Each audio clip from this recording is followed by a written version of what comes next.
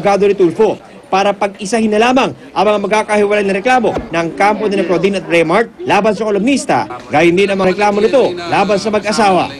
Para sa unang balita, John Consulta reporting. Kaugnay pa rin ang guilty verdict na impeachment court, makakusap natin ang isa sa mga bumoto ng conviction na si Senador Franklin Drilon. Senador Drilon, good morning. Igan, magandang umaga po. Opo, so natapos na ho yung inyong responsibilidad na pagiging Senator Judge.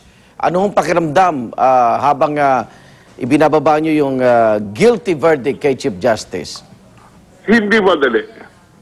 Dahilan sa yan ay mabigat ang parusa, naalis siya bilang punong mahistado. Ngunit yan po ay tungkulin namin na ginampanan sa edad ng saligang batas at ginawa natin para magkaroon ng maayos na proseso. Anong bahagi po ng impeachment trial ang nakumbisi kayong dapat siyang umalis na sa pwesto? Alam mo, mabigat yung kay Chief Carpio Morales at saka yung mismong inamin ni Chief Justice, yung kanyang malaking report. Kung inyong napansin, Igat, halos lahat ng senador, doon tumayo para paliwanag ng kanilang boto. Ang Senate, basically, si Chief Carpio at saka yung mismong testimony ni Justice. ni Corona. Justice Corona, oo. So, ibig sabihin, kung hindi pinatawag ng depensa si Ombudsman Carpio at hindi rin pinaharap ng personal, no? Si Chief Justice Corona, pwedeng na iba po ang laro? Pwede po, dahil while mayroong ebidensya, ngunit dahil mabigat ang parusa, marami nag-iisip. At that point. Ngunit noong humarap si Chief Carpio at humarap yung si Corona, wala, tapos ng boxing, ika nga. So, ibig sabihin, hinukay ni Corona yung sarili niyang libingan, Senador? Pwede mo masabi yan. Oo. I think you can, bawat senador na tanungin mo, ganun ang impresyon. Oo nga po, may mga dalawa-tatlo na rin po nakausap na malaking naging dagok sa depensa itong testimonya ni Carpio at itong mismong si Corona. Tama po yan. At ang malungkot doon, ang depensa pa, ang nagdala kay Chief Carpio, kung inyong malaala, sila ang humingi ng subpina. Kaya yun ang yun ang turning point ng trial. Okay. Nagulat ba kayo na umabot pa ng 20 itong guilty verdict na ito? Hindi ako nagulat, Igan. I'll tell you, kung ang voting nangyari noong Martes ng gabi, noong nag-walk out si Corona, if it happened at that time, nung Martes mismo, baka 23-0 eh. Okay. Kung hindi siya bumalik. Kung hindi siya bumalik.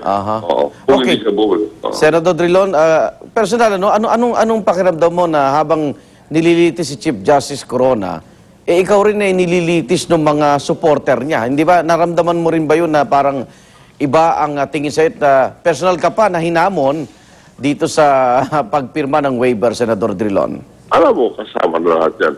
Hindi ito, marami na akong dinaan ng ganitong klaseng pagsusubok sa aking pamumulitika. Kasama lahat yan. And alam mo, noong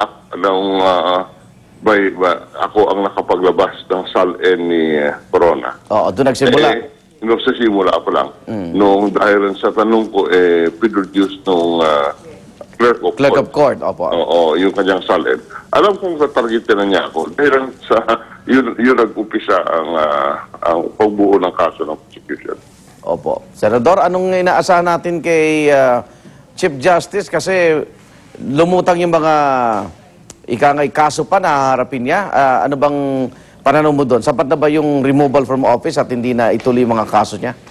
Yun po ay wala sa kamay ko. Okay. At yun po ay principally nasa kay Ombudsman Chief Carpio Morales. Okay. Senador, maraming salamat po. Pwede na kayo magpahinga. Salamat po. Thank you. Okay. Senator Franklin Drilon, mga kapuso, Susubukan din natin mga kapanayam ang isa sa mga senador at ilan sa kanila na bumotong not guilty. 3 po yan. Abangan nyo lang po mamaya.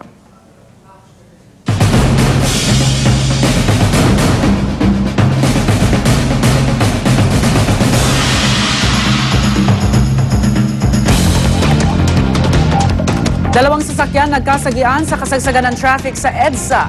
Ang insidente, huli sa CCTV. May live report si Love Anyover. Love? Rhea, paulit-ulit nga natin pinapaalala sa ating mga motorista na magbigayan at magkaroon tayo ng kortesiya sa kalsada para makaiwas tayo sa aksidente. Gaya itong video inyong mapapanood mga kapuso, ditong Mayo 17, mag-aalas 7 po ng gabi, nagkasagian ang dalawang sasakyan sa EDSA Reliance northbound lane. Mapapansin na meron pong nakahintong bus sa gitna dahil nasiraan ito, kaya naman iniiwasan ng mga kasunod na sasakyan. Pero tila po hindi na pagbigyan ng isang kotseng iiwas sana sa bus na nakahinto. Pakaliwa sana ang kotse, ngunit hindi ito napagbigyan ng kasunod na sasakyan. Ang resulta, disgrasya. Agad namang dumating ang MMDA traffic enforcers sa nasabing lugar. Dahil minor lamang po ang nasabing aksidente, walang naiulat na nasugatan, bagamat nagtamo ng gasgas ang gilid ng dalawang sasakyan. Kinalaunan, nagkasundo na lamang ang dalawang kampo. At yan muna ang aking update mula dito. Balik sa iyo, Rhea. Maraming salamat, Love Anyover.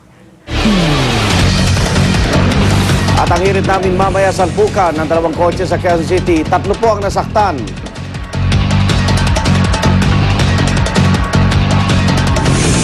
Suspect sa pang-hold up, arestado sa Caloocan. Abangan yan at iba pa sa unang balita mamaya.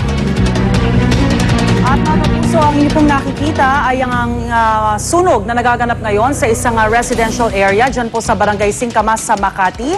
Itinaas na po ng BFP sa Task Force Charlie.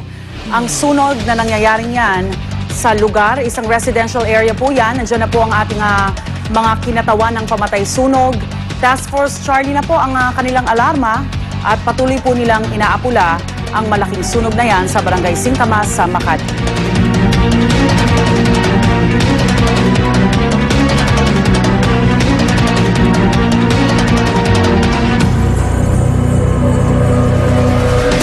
Ang mas maganang pagsalubong sa inyong umaga ay hatid ng unang hirit at Select Toyo.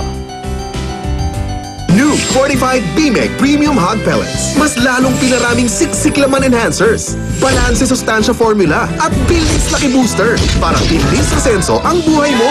New 45 BMEG Premium Hog Pellets. Bilis asenso sa BMEG. Pagdating sa kalusugan ng inyong alaga, magkaagapay ang unang hirit at BMEG Premium Hog Feeds. Sabi nila, to prevent dandruff from coming back, there is power hidden in herbs. New Clear Herbal Fusion, fused with advanced anti-dandruff technology, nourishing the scalp deeply para hindi bumalik ang dandruff. New Clear Herbal Fusion. Epang my love, ulam pa? Spin a winner! I'm sorry, my love. It's okay. Don't you worry, subukan natin to. My dear Carding, wag na yan. Sa Bonux 3-in-1, ang laba, 1. Malinis kahit di nag-bleach. 2. Mabango kahit di nag